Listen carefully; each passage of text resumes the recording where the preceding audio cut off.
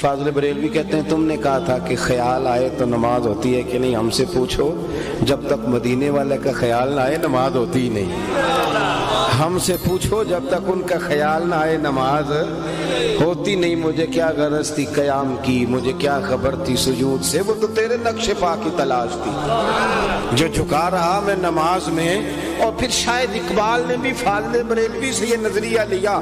اور اقبال بھی بول کے کہنے لگے آزاد وزل سے تیرے عشق کا ترانہ بنی، اور نماز تو اس کے نظارے کا ایک بہانہ بنی۔ پانچویں بات یہ کہ وہ ہمارے عقیدے پکے کرنے والے تھے۔ یہ دور کمزوری کا دور ہے، بالخصوص جوان آدمی جو ہمارے زمانے میں جو لوگ بڑے ہوئے ہیں، جنہوں نے ہر جگہ لوگوں کو لڑتے ہی دیکھا ہے، ہر جگہ انہوں نے ٹی ویوں پہ سیاستدان لڑتے دیکھے ہیں، انہوں نے موبائلوں پہ مولوی لڑتے دیکھے ہیں، انہوں نے آستانوں پہ پیر ایک دوسرے سے لڑتے دیکھے ہیں، سگے بھائی ایک دوسرے سے گدی کے لیے لڑتے دیکھے ہیں۔ نئی نسل کمزور پڑ گئی ہے۔ میں مقدمہ پیش کر رہا ہوں اپنی ملت کے جوانوں کا۔ وہ پوچھتے ہیں کہ صاحب ہمیں تو بتاؤ نا صحیح کون ہے غلط کون ہے۔ جو سچا سٹیج ہے اہل حق کا، اس پر بھی جب لڑائیاں ہوتی ہیں تو پھر قوم تقسیم ہوتی ہے کہ یار پتہ تو چلے جانا کدھر ہے، رستے کا تعین تو کرو، آخر ٹھیک کون ہے، کوئی کرائیٹیریا بناؤ، کوئی ایسی بات طے کر دو کہ یہ کسوٹی ہے جس کے سے پرکھ کر لوگ گزریں گے۔ اور پھر وہ بیچارہ تھکا ماندہ چلا گیا، اس نے کہا سیاستدان بھی جھوٹے تھے، فلانی جگہ بھی رٹا تھا، کسی درویش کے پاس جا کے بیٹھتا ہوں، اس سے جا کے کہا بابا ذرا دیکھنا میں پریشان کیوں ہوں، تو بابا کہتا تجھے کالا جادو ہو گیا ہے، تیرے اپنے نے کرا دیا، وہ اور ڈبل مائنڈڈ ہو گیا، اللہ جانے کون اپنا ہے، کس چکر میں ڈال دیا قوم کو، کدھر جائے گی بچہ، کس کے سامنے مقدمہ لڑے، یہ کس کو۔ میں برطانیہ کی ایک یونیورسٹی ایک ادارے سے چھوٹا سا وزٹ کر کے باہر نکل رہا تھا تو ایک نوجوان نے میرا پیچھے سے پلو پکڑ کے تھام لیا، کہنے لگا مولانا میں آپ سمیت کسی کو بھی دیکھتا ہوں تو تنقید کی نظر سے دیکھتا ہوں، کچھ چیزیں مجھے آپ کی اچھی لگی ہیں، ساری نہیں، ایک سوال کر لوں ذرا ترچھا سا ہے۔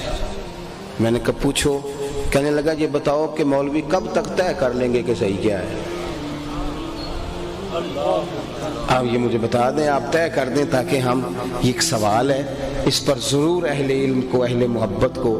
توجہ کرنا۔ کل تک جن بزرگوں پر ہم پوری طور پہ متفق تھے، ہم داتا صاحب پہ متفق تھے،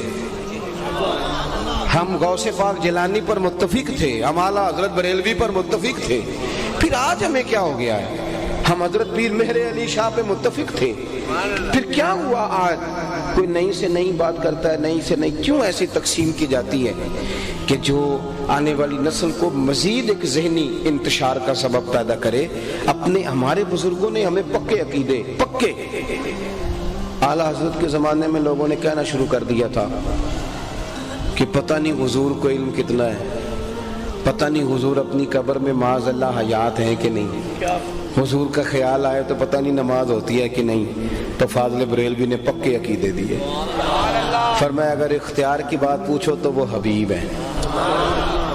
اگر شریک ہو تو پھر تو آدھا آدھا ہوتا ہے نا، اور محب محبوب ہوں تو جو محب کا وہ محبوب کا۔ فرمانے لگے میں تو مالک ہی کہوں گا،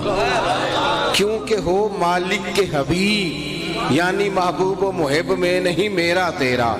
اور بڑے دلائل دیے، بڑے دلائل دے کے کہنے لگے کیوں لوگوں کو پریشان کرتے ہو، ایک گنبد خضرا ہی تو ہے جہاں جا کے ماڑے دکھ سنا لیتے ہیں، وہاں بھی شک پیدا کر رہے ہو کہ حیات ہیں کہ نہیں۔ دو قسمیں اٹھا کے کہنے لگے کسی بیوقوف کی بات میں نہ آنا، تو زندہ ہے واللہ، تو زندہ ہے واللہ، تو زندہ ہے واللہ، تو زندہ ہے واللہ، بس میرے چشم عالم سے چھپ جانے والا۔ اور پھر کہنے لگے لب واہ ہیں، آنکھیں بند ہیں، پھیلی ہیں جھولیاں، کتنی مزے کی بھیک تیرے پاک در کی ہے، لب واہ ہیں، آنکھیں بند ہیں، پھیلی ہیں جھولیاں۔ اور پھر کہنے لگے یا رسول اللہ اندھیرا بڑا سخت ہے، دھوپ بڑی کڑی ہے، ہمیں نہ مہربانی کریں آپ اپنی تجلی دیں تاکہ عقیدہ پکا رہے۔ کہنے لگے کہ ماہ مدینہ اپنی تجلی عطا کرے، اے ماہ مدینہ ہمیں اپنی تجلی عطا کرے، یہ گھٹتی بڑھتی چاندنی تو پہر دو پہر کی ہے، یہ تو پیر دو پیر رہے گی، ہمیں اپنی۔ پھر فاضل بریلوی کہتے ہیں تم نے کہا تھا کہ خیال آئے تو نماز ہوتی ہے کہ نہیں، ہم سے پوچھو جب تک مدینے والے کا خیال نہ آئے نماز ہوتی ہی نہیں، ہم سے پوچھو جب تک ان کا خیال نہ آئے نماز ہوتی نہیں۔ مجھے کیا غرض تھی قیام کی، مجھے کیا خبر تھی سجود سے، وہ تو تیرے نقش پا کی تلاش تھی جو جھکا رہا میں نماز میں۔ اور پھر شاید اقبال نے بھی فاضل بریلوی سے یہ نظریہ لیا، اور اقبال بھی بول کے کہنے لگے آزاد وزل سے تیرے عشق کا ترانہ بنی، اور نماز تو اس کے نظارے کا ایک بہانہ بنی۔ اور حضرت بلال حبشی رضی اللہ تعالیٰ عنہ کو مخاطب کر کے علامہ اقبال کہتے ہیں ادائے دید سراپا نیاز تھی تیری، اے بلال ادائے دید سراپا